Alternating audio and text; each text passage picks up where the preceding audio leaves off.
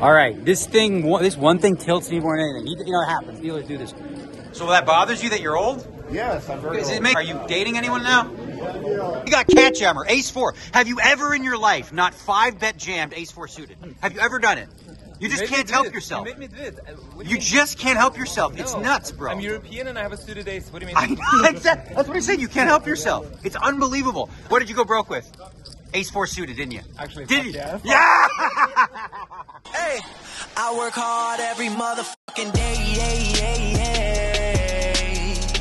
I work hard every day.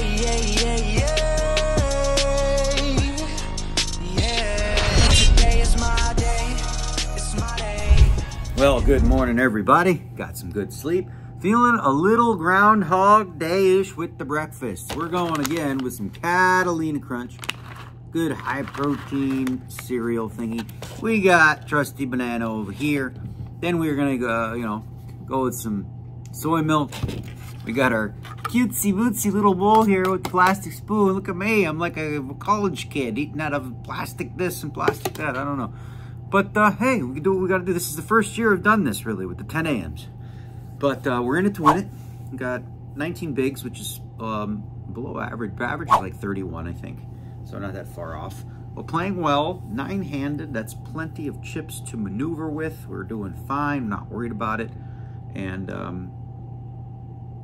like I said, slept good. It's 10 o'clock. We was sweating last night before bed. I was watching some of the Poker Go coverage, watching Phil Ivey and Phil Hellmuth play and some Josh Aria stuff. And there's some funny clips. If you didn't see some of the clips, if you see Phil Ivey, he's just, Phil Hellmuth, he does his thing. He's, oh, you were, and Phil's response is just so funny. Maybe we can put it in here and while I make my cereal. How about that? Were you a little concerned? Got over tons for when I just called the raise there? Terrified. 25 years of this shit. Does it ever change? It's just the same speech for 25 years.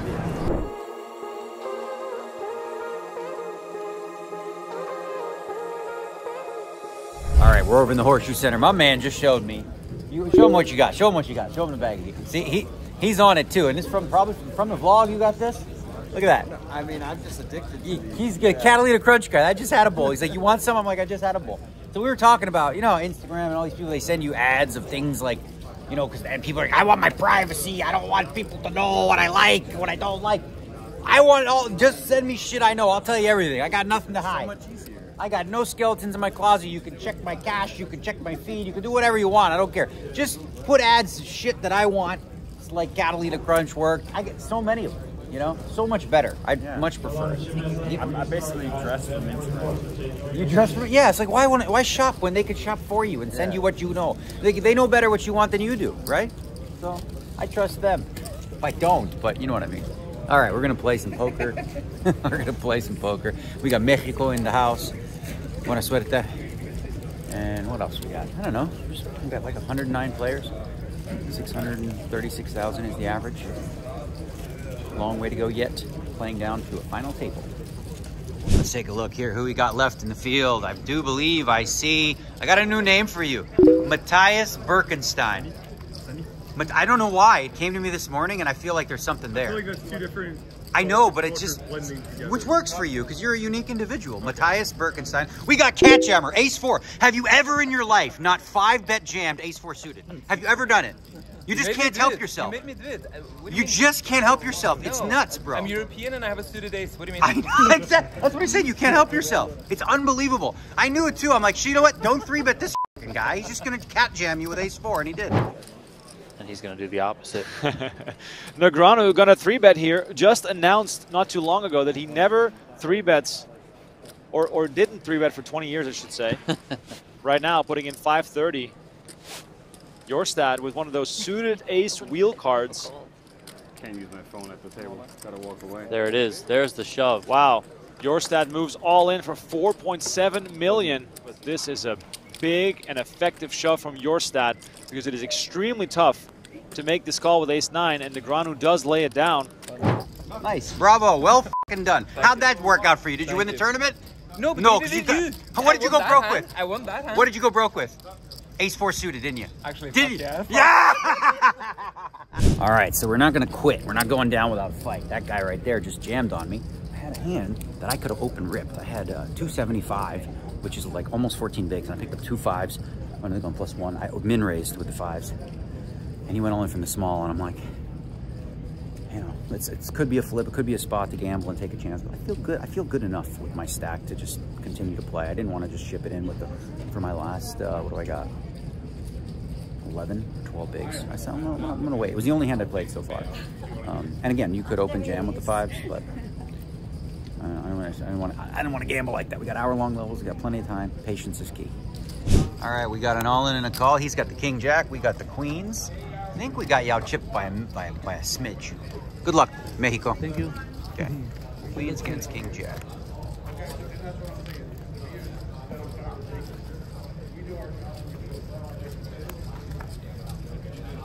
Oh, good game, bud. That one helps. Good luck. Thank you. All right, I jammed over this guy in the big blind called. I could beat that. Ace jack. All right. I got a hand breakdown to tell you about after because this guy over here maybe bluffed me, but we got a flip here. Kind of. I have ace jack. I'm ahead. You got a pretty hand though. King queen suited. 285. I got 380. Let's see what comes. So far, so good. Hey, that'll do it. Good game, bro. Cheers. Okay, on the break, I'm going to tell you about a hand I played against that gentleman. Are you Hungarian? No. Yeah. I knew it. Oh my, how good was that? I looked at his shirt and I saw Hollister and I knew Hungarian. You know why? Because many years ago I dated Christina Polgar, and she told me about Hollister stuff. Really? Huh? Yeah, and that's how I made the read, because I thought he's Hungarian. Well, actually, I should have called because Hungarians bluff more. One big buy. Right? But I bought it here. You bought it here, but you're Hungarian. But you're Hungarian, though, so I know what's up.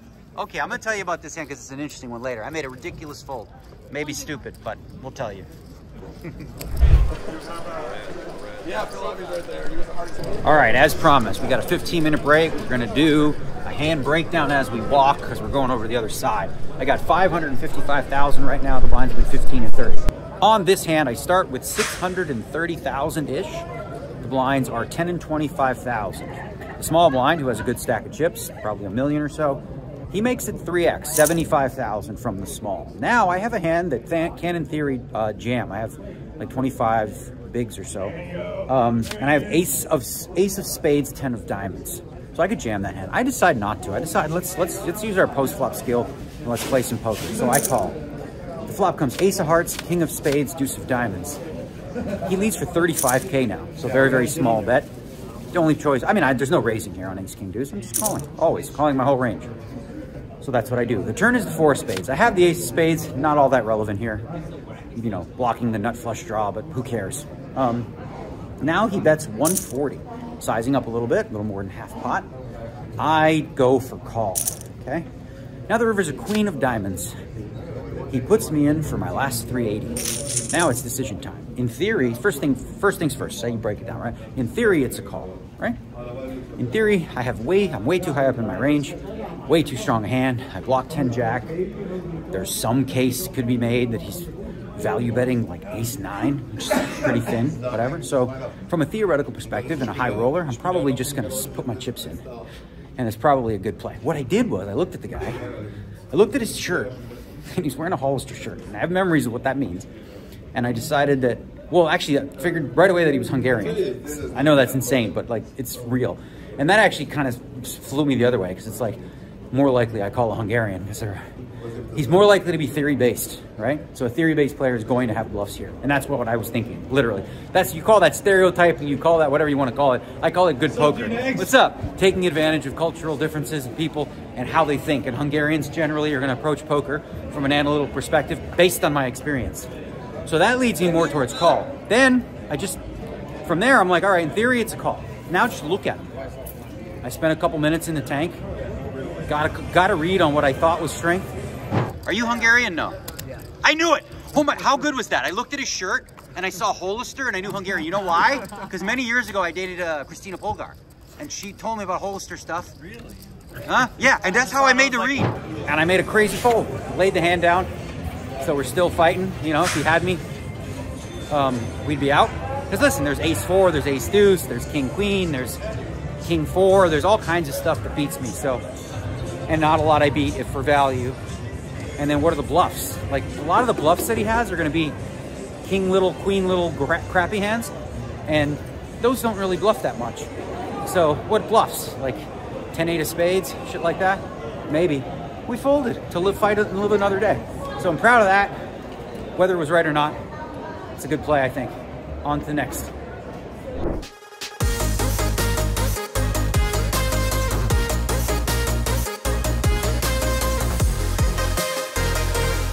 Check these out. Look at these thingies. Awesome. He got everybody to sign these thingies. Phil Ivey was the hardest one to get. Right, you got Phil Ivey. If you get Phil Ivey, those are worth more now. Dan Chack with the assist of the 50K. I saw that. I heard you talking about it. Thanks, mate. Good luck. That's awesome.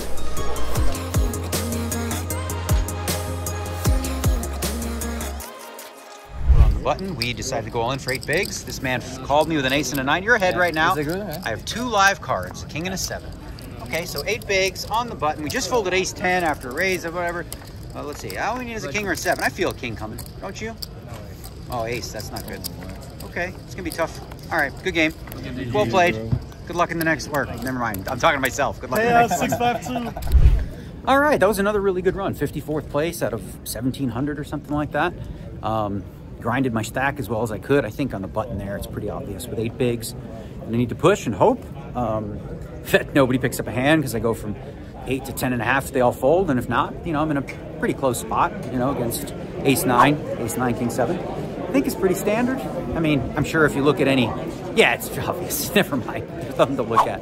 So now what we look at is I think we can get into this wacky tobacky $1,500 Super Turbo Bounty that has it's finished. It's a one-day event, 20-minute levels or something like that. I think it's 1 bullet, no re-entry. So we'll probably jump into that. We got the 10K PLO on deck, and that's actually delayed start, probably because there's too many people in this thing. Oh my God, nobody's moving. This, I hate this. I have no patience. Sorry, I'm gonna go to the right, see if I can pick up a lane. Sorry, y'all. I'm such an asshole when it comes to stuff. I can't take it. Okay, I'm trying not to hit anybody, but we're good. Found a little bit of a lane. Oh yeah, we're gonna squeeze by this guy. Whoa, see? Make yourself skinny. We're good. Okay. Trying to squeeze by, yeah, all right. 20-minute break, yeah. I don't know, I'm not in that tournament. Okay, squeeze here again. Oh yeah, you find any angle you can. Look at that. I'm the worst. All right, while we're here in this wine up here, we got a question. What's bothering you today, Alan?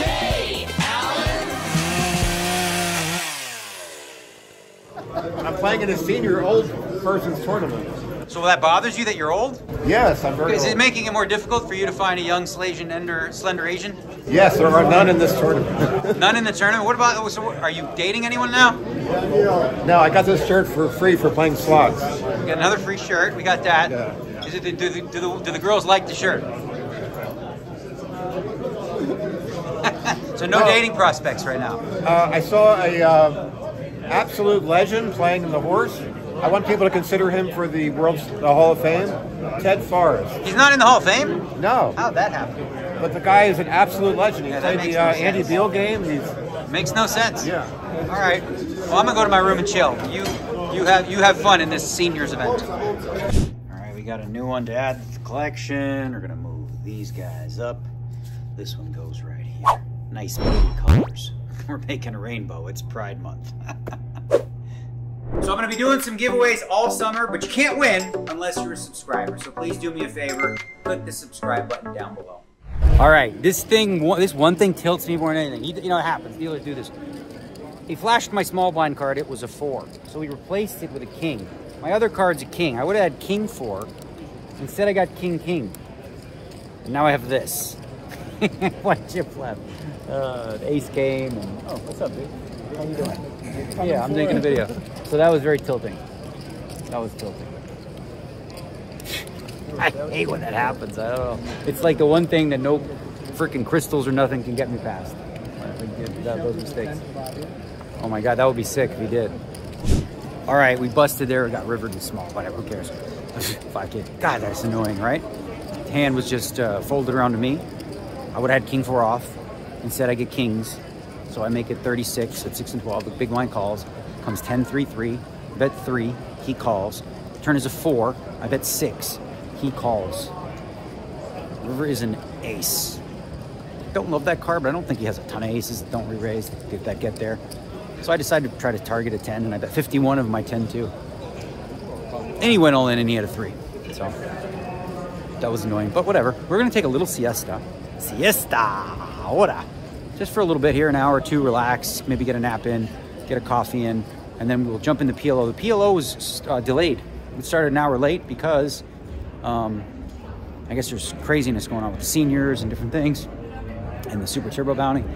So started a little late. Means we're gonna go a little later tonight, but we are going home tonight. No matter what, we going home, one way or the other.